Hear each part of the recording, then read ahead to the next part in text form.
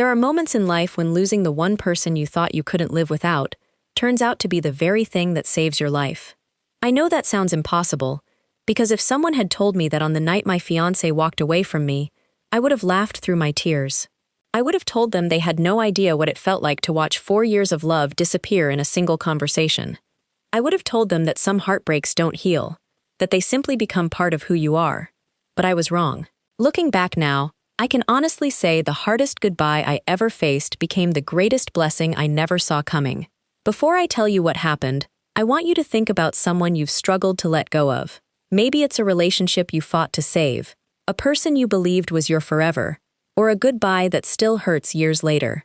If you've ever wondered whether walking away can lead you to something better, then stay with me until the end, because my story might change the way you see your own. If stories like this speak to your heart, take a moment to like this video, subscribe to the channel, and turn on notifications so you never miss another journey of love, loss, healing, and hope. Your support helps these stories reach people who may need them most. My name is Hannah Brooks, and this story began in Charleston, South Carolina, 6 weeks before I was supposed to marry the man I believed would be my forever.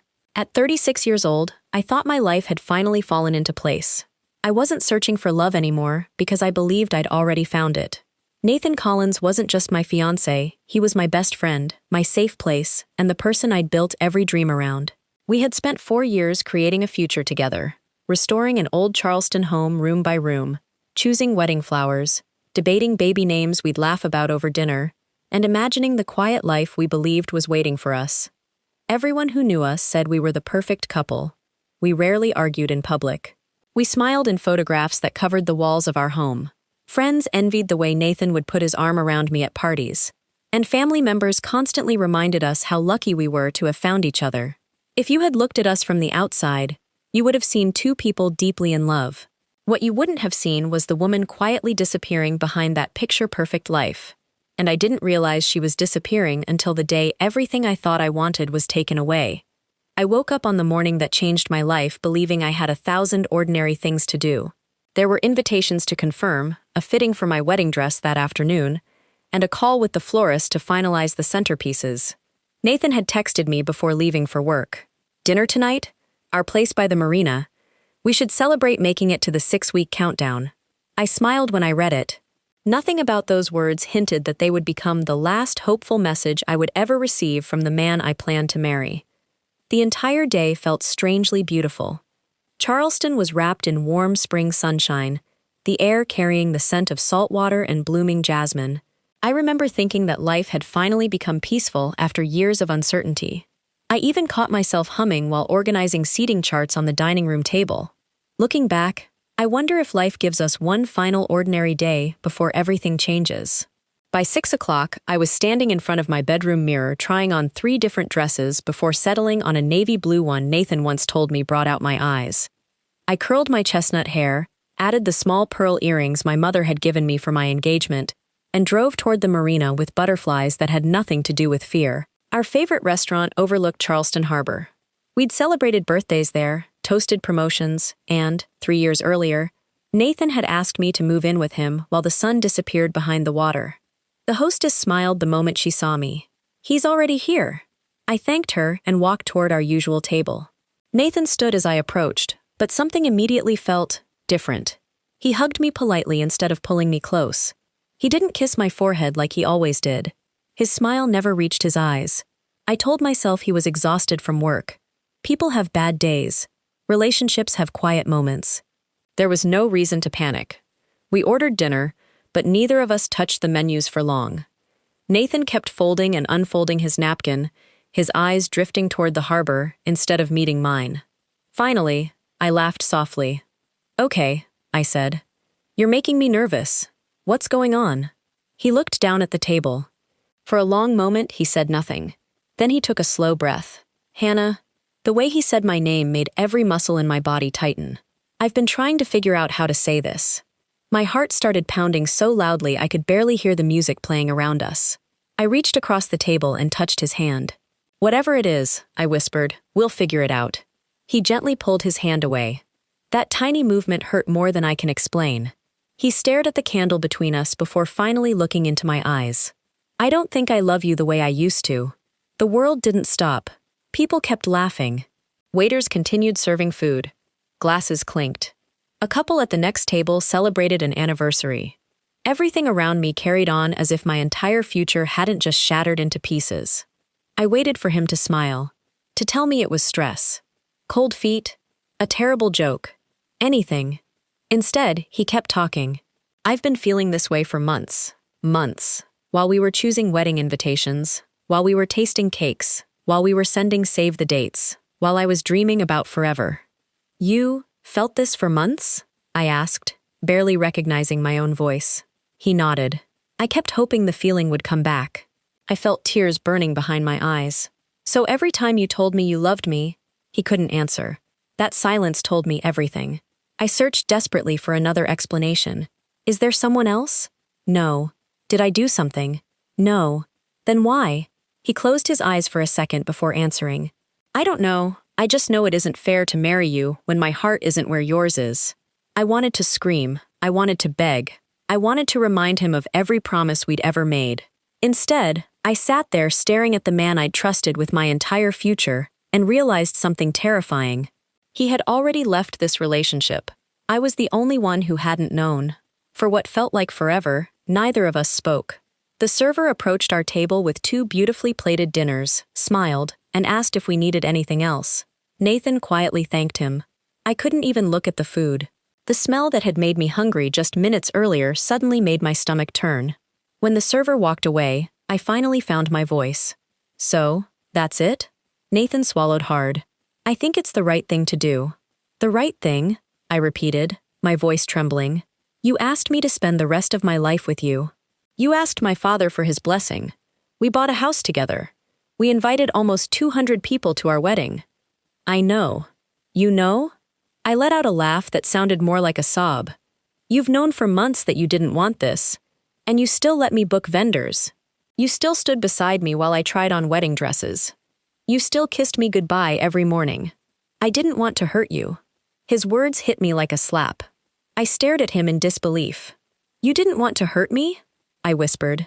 Nathan, this is the most painful thing anyone has ever done to me. His shoulders sank. I kept hoping I could fix whatever changed inside me. But you couldn't. No. The tears I'd been fighting finally escaped. I wasn't crying because I wanted him to pity me. I was crying because I could feel my future slipping through my fingers, and there wasn't a single thing I could do to stop it. Do you remember the beach in Hilton Head? I asked quietly. He looked confused. The weekend you proposed. He nodded. You promised me something that night. He stayed silent. You said that if life ever got difficult, we'd face it together. You said neither of us would ever walk away without fighting for us first. He lowered his eyes. I remember. So when did you stop fighting? He didn't answer. I realized then that there wasn't an explanation that would make any of this hurt less. There wasn't a missing piece of information waiting to make his decision understandable. Sometimes people simply change. Sometimes love fades for one person while the other is still building a future around it. It wasn't dramatic. It wasn't loud. It was painfully ordinary. And somehow, that made it even harder to accept. Nathan reached into his jacket pocket and placed a small envelope on the table. I've already spoken with the wedding planner. I stared at it. I canceled everything this morning. My heart dropped. You... What? I knew neither of us should have to deal with all the calls separately. I couldn't believe what I was hearing. He'd canceled my wedding before telling me it was over. The planner knew. The florist knew. The caterer knew.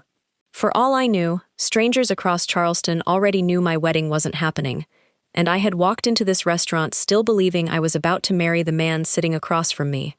Something inside me broke. Not loudly, not dramatically, quietly, like a thread stretched too far until it finally snapped. I slipped my engagement ring from my finger. For nearly a minute, I simply held it in my palm. That diamond had once represented every promise we'd made. Now it felt impossibly heavy. Nathan looked at it but didn't reach for it. Neither of us did. Finally, I placed it gently on the table between us. I hope, I said, my voice steadier than I felt, that one day you understand what you walked away from. He closed his eyes. Hannah, no. I stood, wiping away my tears. You've made your decision. People nearby glanced in my direction, sensing something had changed, but I didn't care anymore. I picked up my purse. For one brief second, I almost leaned over to hug him goodbye. 4 years of habit nearly won. Instead, I stepped back. I loved you with everything I had. My voice cracked. I just wish that had been enough. Then I turned around and walked out of the restaurant without looking back. I didn't know it then, but that walk through the streets of Charleston, the loneliest walk of my life, was also the first step toward becoming the woman I was always meant to be. The next morning, I woke up expecting to hear Nathan making coffee downstairs. For a few blissful seconds, everything felt normal. Then I looked at my left hand. The ring was gone. The memories from the night before crashed into me so hard that I could barely breathe. I curled into a ball beneath the comforter, hoping, just for a moment, that I was trapped inside some awful nightmare. But the silence inside the house told me otherwise. It wasn't a nightmare. It was my new reality. I don't know how long I stayed there before my phone began vibrating across the nightstand. One call, then another, then another. When I finally reached for it, I had 12 missed calls and nearly 30 text messages. My maid of honor, Lauren, my mother, my younger sister, Olivia, Nathan's sister, friends, even people I hadn't spoken to in months. The wedding planner had already contacted everyone in the bridal party. The news was spreading faster than I could process it. I turned the phone over and let it ring until it finally stopped. I wasn't ready to explain a heartbreak I didn't even understand myself. An hour later, there was a knock at the front door. I froze. Another knock. "Hannah?" My mother's voice called gently. "Honey, please let me in." I opened the door, looking nothing like the woman she'd hugged just 3 days earlier at my final dress fitting. She stepped inside and wrapped her arms around me before saying a single word. The moment she did, every ounce of strength I'd been holding on to disappeared. I cried so hard my knees nearly gave out. She held me while I sobbed into her shoulder like I was 10 years old again. "I don't understand," I kept repeating. "I know. I did everything right. I know. I loved him. I know." Those 2 words were all she could offer because there wasn't an explanation that could make this hurt less. After a while, she helped me onto the couch. "Your father is outside," she said softly. "He wanted to come in, but I thought you'd rather not have too many people around." I nodded gratefully. Dad wasn't the emotional type. He showed love by fixing broken things. Unfortunately, this wasn't something he could repair with a toolbox. Mom looked around the living room. Wedding magazines were stacked on the coffee table. Fabric samples for table decorations still covered the dining room. A seating chart sat half-finished beside my laptop. She quietly gathered everything into one pile. "Do you want me to put these away?" I stared at the magazines. Yesterday they had represented hope. Today they looked like evidence from another person's life. "Please." She carried them into the spare bedroom without another word. That simple act somehow hurt more than watching Nathan walk away. Because it made everything final. Over the next several days, my world became a blur of cancellations and condolences. The florist refunded part of our deposit. The photographer apologized over the phone. The venue manager spoke so gently that I nearly cried all over again. Every conversation began the same way. "I'm so sorry." By the 5th day, I couldn't hear those words anymore. They had started to sound empty. Friends tried to help, but not everyone knew how. Some insisted Nathan had made a mistake and would come back. Others wanted gossip. "Are you sure there wasn't another woman? I heard men only leave when they've met someone else." I never trusted him. Everyone had a theory. Nobody had an answer. One evening, Lauren came over carrying takeout and a bottle of sparkling water. She looked around the house before sitting beside me. "Hannah." "What?" "You haven't opened the curtains in 4 days." I glanced toward the windows. She was right. The house had become as dark as I felt. "I'm fine." She raised an eyebrow. "You've worn the same sweatshirt every time I've seen you this week." "I washed it." She laughed despite herself. "So that's your defense?" For the first time since the breakup, I smiled. It lasted barely 2 seconds, but it was there. Lauren reached into her purse and handed me an envelope. "What's this?" I wasn't sure whether to give it to you. Inside was a brochure for a month-to-month rental cottage in Asheville, North Carolina, nestled in the Blue Ridge Mountains.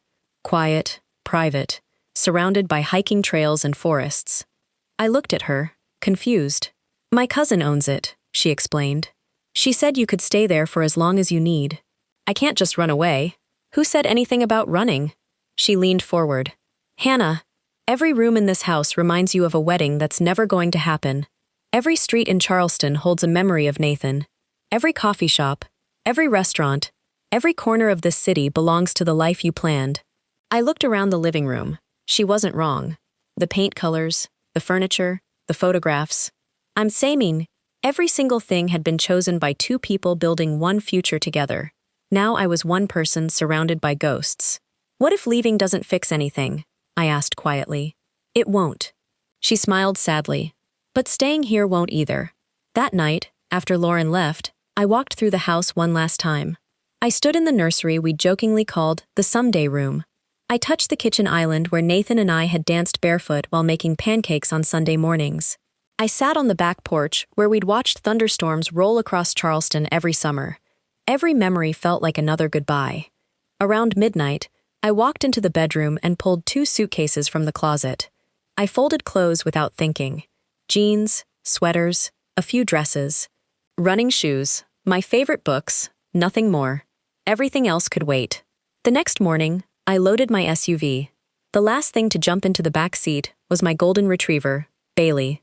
He looked at me with trusting brown eyes, completely unaware that both of our lives were changing. I climbed into the driver's seat and rested my hands on the steering wheel. This house had once been my greatest dream. Now it felt like a museum dedicated to a woman I no longer recognized. As I backed out of the driveway, tears blurred my vision. I wasn't driving toward a new beginning, not yet. I was simply driving away from an ending I couldn't bear to look at anymore. I had no idea that somewhere beyond the winding mountain roads of North Carolina, a completely different version of my life was waiting for me. And for the first time in weeks, that tiny possibility was enough to keep me moving forward. The drive from Charleston to Asheville took a little over 4 hours, but emotionally, it felt like I was traveling between 2 different lives. Bailey rested quietly in the back seat, occasionally lifting his head whenever we stopped for gas or coffee. Every few miles, my phone buzzed with another message. Thinking of you. If you need anything, call me. Have you heard from Nathan? I ignored every notification. There was only one message I wanted to receive, and deep down, I already knew it wasn't coming. I kept expecting my phone to ring with Nathan's name on the screen.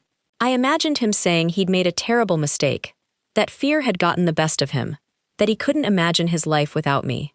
By the time I reached the Blue Ridge Mountains, I finally admitted something to myself. I wasn't waiting for closure. I was waiting for a miracle. And miracles don't happen just because your heart refuses to accept reality. The cottage sat at the end of a narrow gravel road surrounded by towering oak and maple trees. It wasn't grand or luxurious. In fact, it was smaller than our living room back in Charleston. A wraparound porch overlooked rolling hills that disappeared into layers of blue mountains. Wind chimes danced softly in the breeze, and somewhere nearby, I could hear the steady rush of a creek. For the first time in days, the silence didn't feel lonely. It felt peaceful. A handwritten note rested on the kitchen counter. Hannah, welcome. There's homemade soup in the refrigerator and fresh bread on the counter. Stay as long as you need. No pressure, no expectations, just breathe. It was signed by Lauren's cousin, Rebecca. I hadn't even met the woman, yet somehow she'd shown me more kindness than I knew how to repay. I stood in the middle of the tiny living room and cried, not because I was sad, because someone had cared enough to make sure I wouldn't arrive at an empty house. Sometimes the smallest kindness matters most when your heart is broken. The first week passed slowly. Every morning, I woke before sunrise, made coffee, and sat on the porch wrapped in a blanket while the mountains slowly emerged from the morning mist. I wasn't healing, I was simply surviving. There is a difference. Healing means believing tomorrow might feel better. Surviving means you're just trying to make it through today. Most afternoons, I wandered hiking trails with Bailey. The mountains didn't ask questions. They didn't care that my wedding had been canceled. They didn't know I was carrying around a broken heart. They simply stood there, unchanged, reminding me that the world continued even when mine had fallen apart. One afternoon, while hiking a trail that overlooked a wide valley, I found myself reaching for my phone. Without thinking, I opened the camera. My first instinct was to send Nathan a picture. You would have loved this view. My fingers froze over the screen. There was no one to send it to anymore. I slipped the phone back into my pocket. It amazed me how many habits survive after love ends. About 2 weeks after arriving, I drove into downtown Asheville to buy groceries. The city felt alive in a way Charleston hadn't for me in months. Street musicians played outside local cafes. Artists displayed paintings along the sidewalks. People laughed over coffee on outdoor patios.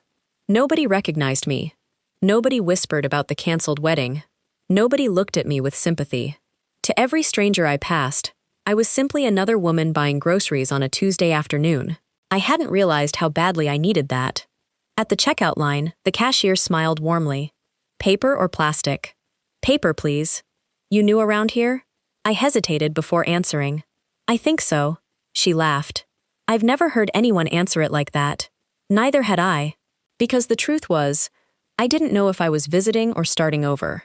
That evening, I stopped at a small bookstore, tucked between a bakery and a flower shop. I wandered aimlessly through the shelves, until one title caught my attention. "Who are you when nobody is watching?" I smiled sadly. That felt like the question my entire life had become. An older man arranging books nearby noticed me. "Good choice." I looked up. He was probably in his late 60s, with silver hair, kind blue eyes, and a cardigan that looked older than I was. "You've read it?" I asked. "3 times. Is it good?" He smiled. "It asks uncomfortable questions." I laughed softly. "I've had enough uncomfortable questions lately." He tilted his head. "Sometimes they're the ones that change your life." I bought the book, not because I thought it held magical answers, but because, for the first time in weeks, I felt curious about something other than my own heartbreak. Hello, P. That night, after Bailey had fallen asleep beside the fireplace, I opened the first chapter. One sentence stopped me almost immediately. "Be careful not to confuse losing someone else with losing yourself. They are not the same thing." I read it again, then again. Had I lost Nathan? Yes. But had I also lost myself? I closed the book and stared into the fire. The answer frightened me, because I wasn't sure when I'd last made a decision that had nothing to do with us. I'd stopped painting because weekends became wedding planning. I'd turned down a promotion that required travel because Nathan didn't want a long-distance relationship. I'd quietly abandoned dreams I barely remembered having because supporting his goals felt easier than chasing my own. None of those sacrifices had been forced. I'd made them willingly, one small compromise at a time. Until one day, I looked up and realized I couldn't remember who Hannah Brooks had been before she became Nathan Collins' fiancé. That realization hurt almost as much as the breakup itself, because if I had spent years building my identity around another person, then maybe losing him wasn't the beginning of my pain. Maybe it was simply the moment that finally exposed it. I sat on the porch long after midnight, listening to the wind move through the trees. For the first time since my world fell apart, I wasn't asking myself why Nathan had left. I was asking a much harder question: who was I now? And somewhere deep inside me, beneath all the grief and disappointment, I felt the faintest spark of something I hadn't felt in a very long time: curiosity. Maybe I wasn't driving toward a life I had lost. Maybe, without realizing it, I had started driving toward the woman I'd forgotten how to be. By the 3rd week in Asheville, I had settled into a routine that no longer felt like hiding. Every morning, Bailey and I walked the same trail that wound through a grove of towering pines before opening onto a meadow filled with wildflowers. I learned which cafe made the best cinnamon rolls, which bookstore stayed open the latest, and which bench overlooked the French Broad River just as the sun began to set. The mountains hadn't healed my heart, but they had given it room to breathe. For the first time in years, my days weren't planned around someone else's schedule. I woke up when I wanted. I ate when I was hungry. I spent entire afternoons reading without feeling guilty that I wasn't checking something off a wedding to-do list. At first, that freedom felt strange. Then it began to feel natural. One rainy afternoon, while cleaning out one of the suitcases I'd packed in such a hurry, I found an old sketchbook buried beneath a pile of sweaters. I stared at it for several seconds before opening it. The first page held a charcoal drawing of Charleston's Rainbow Row. The second was a portrait of my grandmother. The third was a lighthouse on the South Carolina coast. I had drawn every one of them. Years ago, back when I believed I might someday become an illustrator. I slowly turned each page, remembering a version of myself I'd almost forgotten. There had been a time when I carried pencils everywhere, a time when I lost track of hours because I was completely absorbed in creating something beautiful. A time before every weekend became another wedding appointment or another compromise. I couldn't remember the last time I'd even picked up a pencil. Not because Nathan had forbidden it. He hadn't. He simply wasn't interested. And somewhere along the way, I convinced myself that if something wasn't important to him, it didn't need to be important to me. That realization landed heavily in my chest. It wasn't his fault, it was mine. I had slowly edited pieces of myself out of my own life until I became easier to fit into someone else's. The next morning, I walked into a small art supply store downtown. The smell of paper, paint, and wood instantly transported me back to college. A cheerful woman with short silver hair greeted me. "Looking for anything in particular?" I smiled awkwardly. "I'm not sure." "When was the last time you made art?" I thought about it. Maybe 6 years. She nodded, as though she'd heard that answer 100 times. "Then don't buy anything expensive." I laughed. "Why not?" "Because you're not buying supplies." She picked up a simple sketch pad and a handful of graphite pencils. "You're buying permission to begin again." Her words stayed with me long after I left the store. That afternoon, I sat beside the creek behind the cottage with the blank sketch pad resting on my knees. For nearly 20 minutes, I couldn't bring myself to draw a single line. Not because I didn't know how, because I was afraid. Afraid that I'd forgotten. Afraid that I wouldn't be good enough anymore. Afraid that the woman who once loved creating no longer existed. Finally, Bailey wandered over and rested his head against my leg. I smiled. "You're getting impatient, huh?" He wagged his tail. I looked up at the mountains. Then I drew the outline of a tree. It wasn't perfect, neither was the second sketch, or the third. But by the time the sun began to disappear behind the hills, I'd filled 6 pages. I hadn't thought about Nathan once. When I realized that, I quietly closed the sketchbook and cried. Not because I missed him, because for 3 whole hours, I'd remembered what it felt like to belong to myself. A few days later, Rebecca, the owner of the cottage, stopped by for the first time. She was in her early 40s, with warm brown hair pulled into a messy bun and hiking boots that looked permanently dusted with mountain trails. She carried a basket of fresh peaches from a local farmer's market. "So," she said with a grin, "you're the mysterious guest I've been hearing about." I laughed. "I'm sorry I haven't thanked you in person. You don't owe me anything. I owe you more than you know." She looked around the cottage before smiling. I was worried this place might feel lonely. It did. And now? I looked out toward the mountains. "It feels safe." She nodded knowingly. Sometimes that's exactly what we need. Over cups of tea, we talked for nearly 2 hours. Not once did she ask why I was there. Not once did she ask about the canceled wedding. Instead, she asked things nobody had asked me in years. "What makes you laugh? What kind of books do you love? If money didn't matter, what would you spend your days doing?" The questions caught me off guard. I realized I didn't have quick answers. For so long, I'd measured my life by milestones, engagements, mortgages, wedding plans, shared goals, that I'd stopped asking what actually brought me joy. Rebecca smiled kindly. "You don't have to figure it out today. I feel like I'm starting over at 36. She shook her head. "No." I looked at her, confused. "You're starting honestly." That sentence echoed in my mind for days. Starting honestly. Not as someone's fiancé. Not as half of a couple everyone admired. Not as the woman who always kept the peace. Just Hannah. One evening, while organizing photos on my phone, I made a decision I'd been avoiding. I opened the album labeled Wedding. More than 800 pictures filled the screen. Cake tastings, venue tours, engagement photos, smiling selfies, dreams frozen in time. One by one, I deleted them. Not because those years hadn't mattered. They had. They had shaped me, challenged me, and broken me in ways I was only beginning to understand. But I didn't want to spend the rest of my life revisiting a future that no longer existed. When the final image disappeared, my phone asked one simple question. "Delete 842 photos?" My thumb hovered over the screen, then I pressed delete. The album vanished. I stared at the empty screen, expecting regret. Instead, I felt something I hadn't experienced since arriving in Asheville. Relief. It wasn't that I'd erased my past, it was that I'd finally stopped living inside it. That night, as rain tapped gently against the cottage windows, I realized something that was difficult to admit. Nathan hadn't taken my future away. He had walked away from the version of my future that depended entirely on him. For weeks, I'd believed he had destroyed my life. Now, for the first time, I wondered if he'd unknowingly given me the chance to build one that truly belonged to me. I wasn't fully healed, not even close, but somewhere between the mountains, the sketchbook, and the quiet honesty of strangers who expected nothing from me, I had begun to recognize the woman staring back at me in the mirror. She wasn't broken. She was becoming someone she had forgotten she could be, and I had no idea that life was about to test just how much she had changed. By the time autumn settled over Asheville, I had stopped counting how many weeks I'd been there. At first, I had told everyone, including myself, that the cottage was only a temporary escape.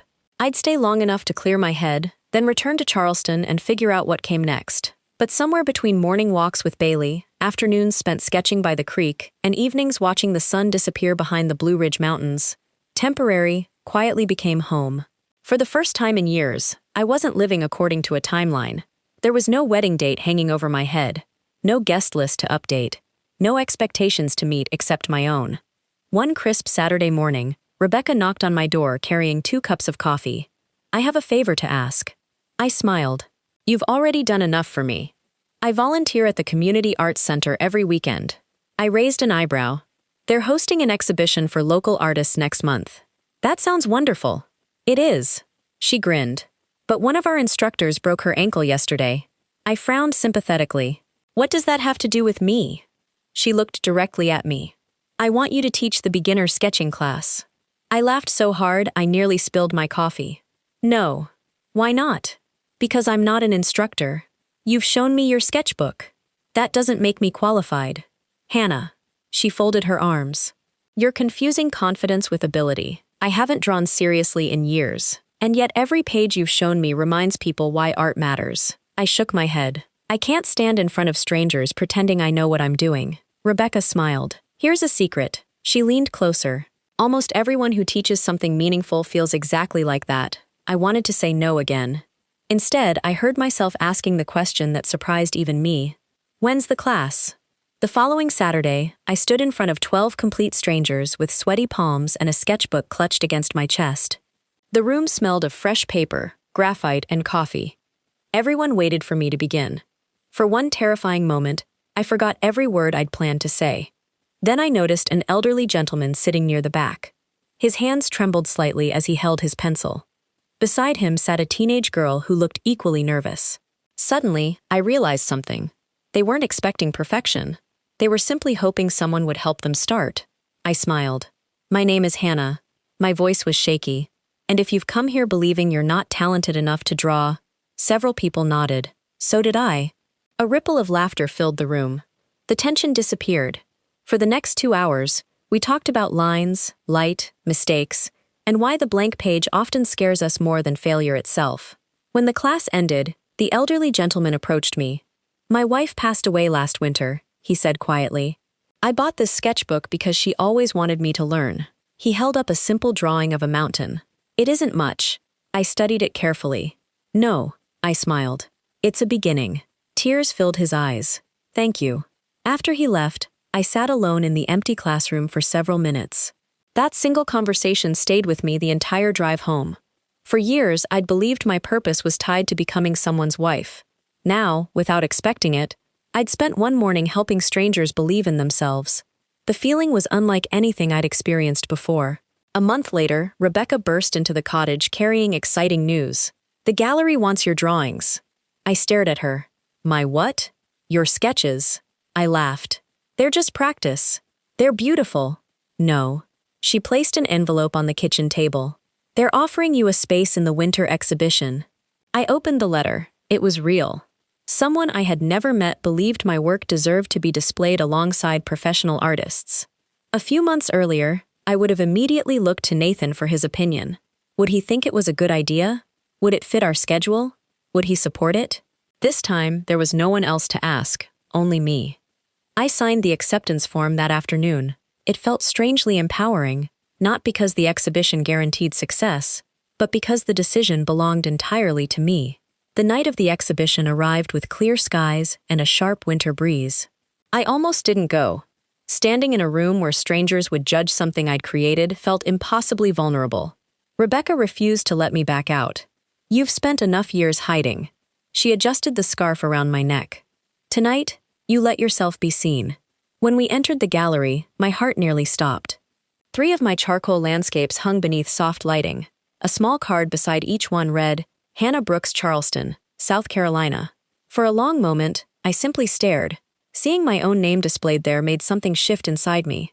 I wasn't introduced as anyone's fiancé. I wasn't standing behind someone else's achievements. For the first time in years, people were seeing something that belonged entirely to me. A woman in her 50s stopped in front of one of my drawings. She studied it for several minutes before turning toward me. "Did you draw this?" "Yes." She smiled warmly. "It feels peaceful." I swallowed hard. "Thank you." She looked back at the artwork. "It reminds me that sometimes the quietest places are where people finally hear themselves." Without another word, she handed the gallery manager a small form. A red sticker appeared beside my drawing. "Sold." I stared at it in disbelief. Someone had bought my artwork. Not because they knew me, not because they pitied my story, because they genuinely connected with something I'd created. As applause echoed through the gallery for another artist's presentation, tears filled my eyes. Months earlier, I had believed my life had ended in a restaurant overlooking Charleston Harbor. Standing in that gallery, I finally understood something. My old life had ended, but this new one had been quietly waiting for me all along. Driving back to the cottage that night, I rolled down the window despite the cold air rushing inside. The mountains stretched endlessly beneath a sky filled with stars. I smiled to myself. For the first time since Nathan ended our engagement, I went an entire day without wondering what he was doing. Not because I'd forgotten him, because I'd finally remembered myself. I had no way of knowing that the peace I'd worked so hard to build was about to face its greatest challenge. The past wasn't finished with me yet, and before the year was over, it would come knocking on my door in a way I never expected. The first snowfall of the year arrived quietly. I stood on the cottage porch wrapped in my favorite wool sweater, watching delicate flakes settle across the mountains. Bailey raced through the yard as though snow were the greatest discovery of his life, barking excitedly every time another handful drifted onto his nose. 6 months. It had been 6 months since I walked out of that restaurant in Charleston, believing my life was over. If someone had asked me then whether I would ever laugh again, I would have said no. Yet there I was, laughing at a dog chasing snowflakes. Healing doesn't always announce itself. Sometimes it slips into your life so gently that you don't realize you've changed until you catch yourself smiling without a reason. That morning, I had just settled at the kitchen table with a cup of coffee and my sketchbook when my phone buzzed. The number wasn't saved. For a moment, I considered ignoring it. Instead, I answered, "Hello." Silence. Then a voice I hadn't heard in months. "Hannah." Every muscle in my body stiffened. "Nathan." I closed my eyes. For so long, I'd imagined this moment. I had rehearsed 100 conversations in my mind during sleepless nights after the breakup. In every version, I finally got the answers I deserved. Instead, all I felt was calm. "How did you get this number?" I asked. "Lauren gave it to me." That surprised me. Lauren had promised never to share my contact information. Before I could ask, he answered the question already forming in my mind. I told her it was important. I didn't speak. "I've been trying to reach you." I noticed. There had been dozens of emails I never opened. Birthday flowers I refused to accept. A handwritten letter I'd never read. I wasn't being cruel.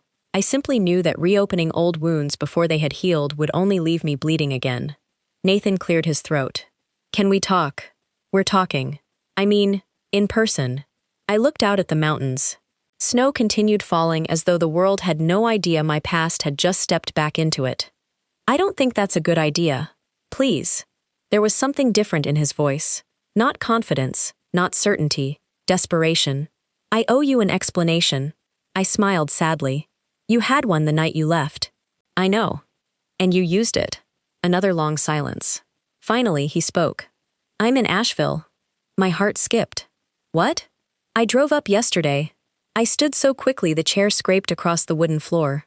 "How do you know where I am?" "I don't." "You just said, 'I know you're somewhere in Asheville.'" He paused. "I've been asking around." A chill ran through me that had nothing to do with the weather. It wasn't threatening. It was unsettling. The version of Nathan I remembered never chased anything.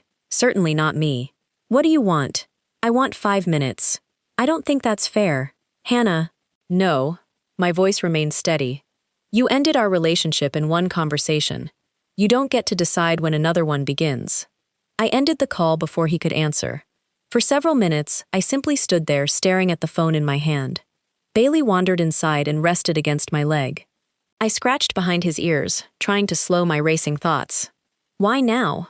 After 6 months of silence, why had Nathan suddenly decided he needed to see me? That afternoon, Rebecca stopped by to return a book she'd borrowed. The moment she saw my face, she frowned. What happened? Nathan called. She set the book on the table. I thought he might. I blinked. You did, she nodded. People often come back after they realize the person they left didn't stay broken. I laughed bitterly. That's oddly specific. It's also surprisingly common. I sank onto the couch. He says he wants to talk. And what do you want? I don't know. Rebecca sat across from me. No. She shook her head gently. You do know. I stared at the floor. The truth was, I did. Part of me wanted answers, but a much larger part wanted peace. I'd fought too hard to rebuild my life. I wasn't sure I could survive watching it fall apart a second time. 3 days passed. I heard nothing. I convinced myself Nathan had gone home. Then, on Saturday morning, I drove downtown for the weekly farmers market. The square buzzed with families, musicians, and local vendors. I had just paid for a bouquet of fresh sunflowers when I heard someone say my name. Hannah, not through a phone, not in a dream, right behind me. I turned slowly. Nathan stood only a few feet away. He looked thinner than I remembered. The confident man who had once seemed so certain about ending our engagement now looked exhausted. Dark circles framed his eyes. His coat hung loosely from his shoulders. For several seconds, neither of us moved. This was the man I had once imagined marrying. The man I had cried over for months. The man I believed I couldn't live without. Yet standing there, something surprised me. My heart wasn't racing. It wasn't aching. It wasn't begging him to come back. I simply felt sad. Not for the relationship we'd lost, for the people we used to be. Nathan offered a hesitant smile. You look... He searched for the right word. Happy. I glanced down at the sunflowers in my hands. I've had good reasons to smile lately. He nodded slowly. I'm glad. There was another long silence before he finally spoke again. I made the biggest mistake of my life. I looked into his eyes. Months ago, those words would have been everything I'd prayed to hear. Now they felt strangely unfamiliar. Because somewhere between Charleston and Asheville, between heartbreak and healing, the woman who would have waited forever had quietly disappeared, and the woman standing in her place wasn't sure she wanted the life she'd left behind anymore. For a long moment, neither of us spoke. The sounds of the farmer's market continued around us. A little boy laughed as he chased a balloon through the crowd. Someone nearby played a slow melody on an acoustic guitar. Vendors greeted customers with warm smiles, completely unaware that two people were standing in the middle of the square, facing the ending of one life and the beginning of another. Nathan finally broke the silence. Would you have coffee with me? I looked at him carefully.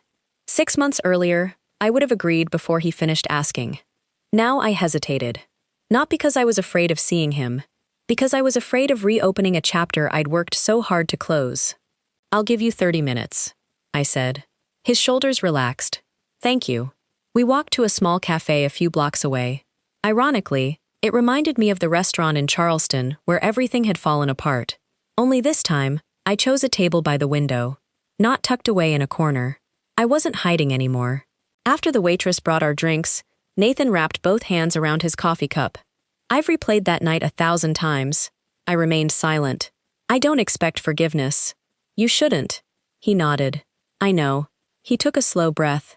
After you left, I convinced myself I'd done the right thing. I kept telling everyone that ending the engagement before the wedding was kinder than pretending everything was fine. I looked out the window. Maybe it was. He looked surprised. I continued.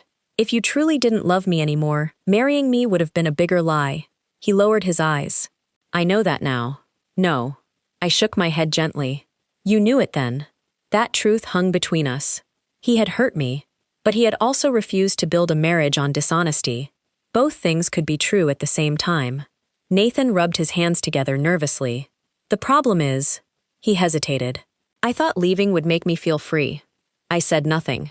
It didn't. He looked exhausted. I sold the house. My eyebrows lifted. What? I couldn't stay there. Images flashed through my mind. The kitchen we'd painted together. The porch where we'd watched summer storms. The home we'd imagined filling with children, gone. I changed jobs, he continued. I moved into a small apartment. He gave a weak laugh. I kept thinking a new place would make everything make sense. Did it? No. Another silence settled between us. Finally, he looked directly into my eyes. I've spent months trying to understand what happened. And? I realized I didn't fall out of love with you. I felt my stomach tighten. I fell out of love with the life I'd built. I frowned. I was overwhelmed. He continued. I felt trapped by expectations I didn't know how to explain. You could have told me. I know. You didn't have to carry it alone. I know. You never even gave us the chance to fix it together. His eyes filled with regret. I know. For the first time since we'd sat down, I saw tears forming in his eyes. I thought ending everything would solve the problem. He looked down at his hands. It only created a bigger one. He reached into his coat pocket and carefully placed something on the table. My breath caught. It was my engagement ring. I kept it. He looked at it for a long moment. Not because I thought I'd deserve another chance. His voice cracked. Because letting it go meant admitting I'd thrown away the best thing that ever happened to me. Months ago, seeing that ring would have shattered me. Now I simply looked at it. It was beautiful, but it no longer represented the future I wanted. Nathan pushed it gently toward me. I know I don't deserve this. He swallowed hard. But if there's even the smallest chance... He couldn't finish the sentence. I picked up the ring.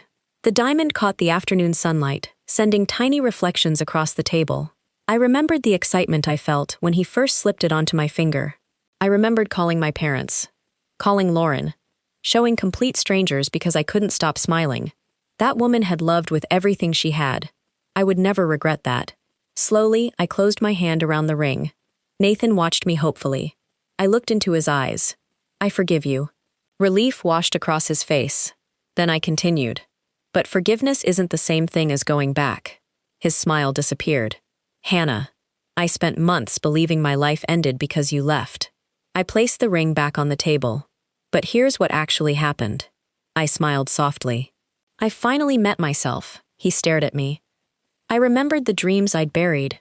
I found work that gives me purpose. I wake up excited about tomorrow. I've built a life that isn't waiting for someone else's permission to begin. Tears rolled down his cheeks. I can become part of that life. I gently shook my head. No. Why? The question came out almost as a whisper. I leaned back in my chair. Because the woman sitting across from you today isn't the woman you left in Charleston. He closed his eyes. I know. I loved you enough to make myself smaller. My voice remained calm. I'll never do that again. Another silence settled between us. This one felt different. Not painful, peaceful. Nathan looked at me for a long time before giving a small, sad smile. I almost don't recognize you. I smiled back.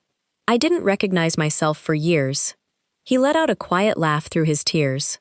You really are happy. I looked out the cafe window toward the mountains. People walked past carrying flowers, groceries, and cups of coffee. Life continued, beautifully, ordinarily, without asking anyone's permission. Yes, I smiled. I finally am. Nathan slowly picked up the engagement ring. He stared at it one last time before slipping it back into his pocket. I'll always be sorry. I know. He stood. So, he forced a smile. I guess this is goodbye. I stood too. It is. For one brief moment, we simply looked at each other.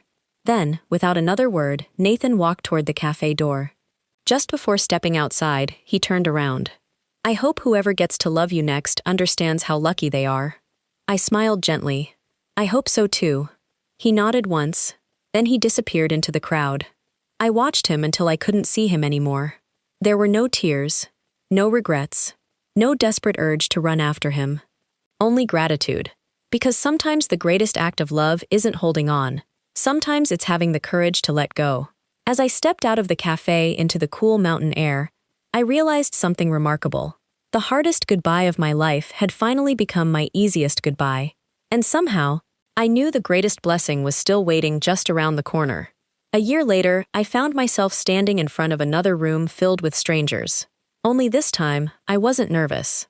The Asheville Community Arts Center had asked me to speak during the opening night of its annual exhibition. The beginner sketching class I had reluctantly agreed to teach had grown into 4 weekly classes, and the waiting list was longer than I ever imagined. The woman who once questioned whether she had anything to offer now spent her days helping others discover gifts they had buried beneath fear, grief, or self-doubt. Sometimes I still had to remind myself that this was my life. Not a dream, not a temporary escape, my life. As I stepped onto the small stage, I looked out at the audience. Rebecca smiled proudly from the front row. The elderly gentleman from my very first class sat beside his granddaughter. He still carried the same sketchbook, only now every page was filled. Near the back of the room, Lauren had surprised me by driving up from Charleston for the event. When our eyes met, she placed a hand over her heart and smiled. It was the same smile she'd given me the day she handed me the brochure for the little cottage that had changed everything. I took a deep breath and began. "A year ago," I said, "I believed I had lost the best part of my life." The room fell silent. I thought heartbreak was the end of my story. I smiled softly, but heartbreak has a strange way of introducing us to people we've never met before. Several people exchanged curious glances, and the person I met, I paused, was myself. When the applause finally faded, dozens of people approached to share their own stories. One woman had survived a painful divorce after 25 years of marriage. Another had lost her husband to illness and believed joy was something she'd never feel again. A young man admitted he'd abandoned his dream of becoming a photographer because he thought it wasn't practical.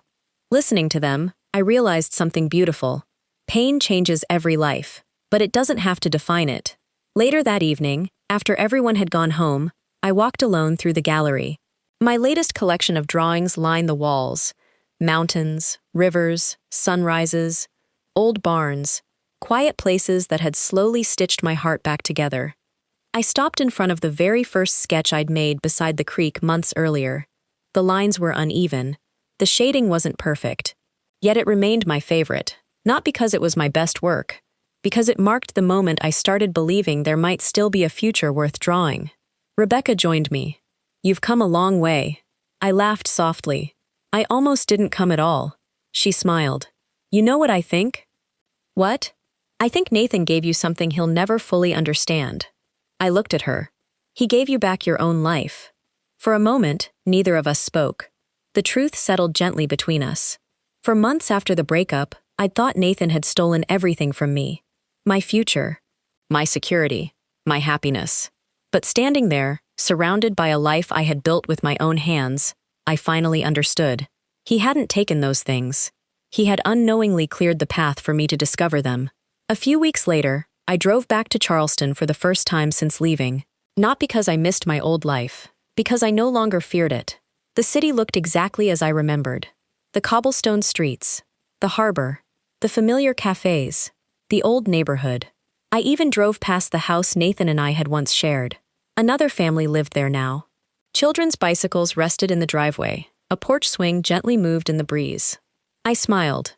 That house no longer belonged to my memories. It belonged to someone else's future. And that was exactly as it should be.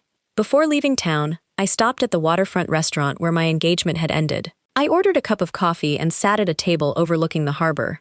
The same waves rolled toward the shore. The same boats drifted across the water. Yet everything felt different. Not because the place had changed, because I had. I thought about the woman who had walked out of that restaurant convinced she'd lost everything. If she had been sitting across from me now, I would have reached across the table, taken her trembling hands, and told her something she couldn't possibly believe. I would have told her that one day, she would wake up without checking her phone for his name, that she'd laugh until her stomach hurt with people who knew nothing about her heartbreak, that she'd rediscover dreams she forgot she'd ever had, that she'd create a life so full of purpose she would stop measuring her happiness by whether someone chose her.